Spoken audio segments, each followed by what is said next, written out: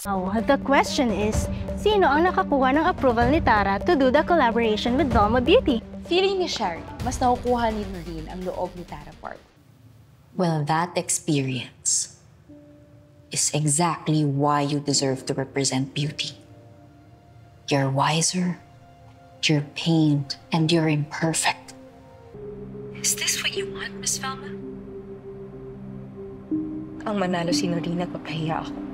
Doon marireveal na grabe rin talaga yung guilt at konsensya na dala-dala ni Shari kasi alam niya kung anong nangyari kay Helena. Hindi lang niya masabi kay Noreen. Kasalanan mo to! This is all your fault!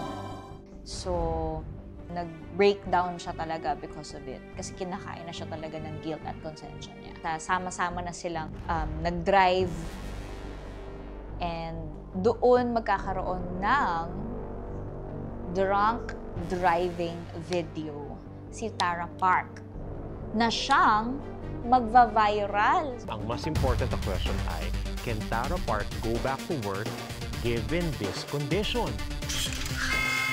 Sorry. Lasing lang ako pero...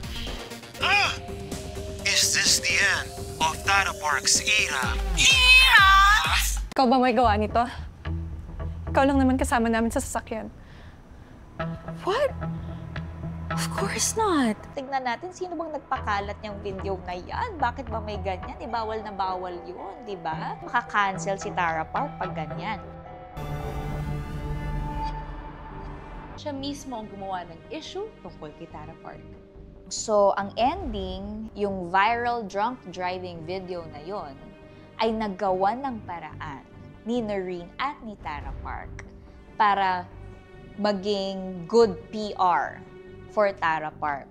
So it ended up being an ad, parang a clickbait ad for Tara Park.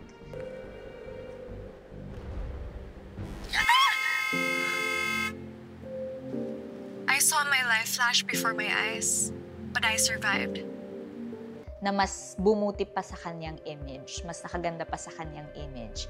Kaya napauwi namin ng Pilipinas si Tara Park at si Shari De Jesus ang pinili niyang makakollab. In this week's giant plot twist, abay fake naman pala ang DUI ni Tara Park dahil isa itong marketing campaign. Na siya namang kinabilib ni Clara kay Shari. Finally, may ginawa kang tama. Kaya abangan nyo, bakit pumayag si Noreen na si Shari ang manalo sa labanang ito? Di ba, dapat sa kanya yon, siya yung gumawa ng paraan and all that. So abangan ninyo kung ano pa ang mga plano ni Noreen. Nawawala si Aling Eva! Ano? Napuntahan ko na lahat ng pwedeng pagtanungan pero wala talagang nakakita kay Aling Eva eh. Hanggang kailan ba kasi siya dito? At may bago tayong karakter, si Grace, played by Miss Ara San Agustin. Siya ang nakahanap sa aking nawawalang ina na si Eva.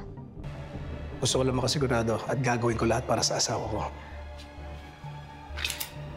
Pero, ano nga ba ang dala niya? Kabutihan o kasamaan? Siya ba ay magiging kakampi o kalaban?